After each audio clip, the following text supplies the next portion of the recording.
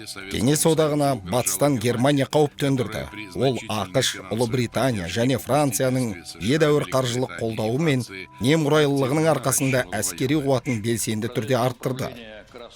Қызыл армияның барлау басқармасы қиыр шығыста, Еуропада және оңтүстік бағытта пайда болған жаңа қауіп көздерін мұқият бақылап отырды.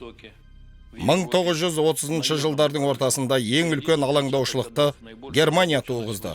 Себебі ол кезде билікке Гитлердің нацистік режимі келген еді. Батыс елдер үшін Гитлердің билікке келуі алаңдаушылық тудырмады. Өйткені олар Кеңес одағын басты жау деп санады.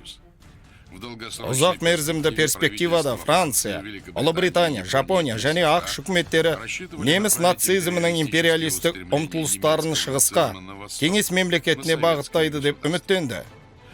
Кеңес одағының басшылығы әскери барлау қызметіне нацистік Германияның ықтимал агрессорының жоспарлары туралы барлық мүмкін ақпаратты жинау міндетін жүктеді.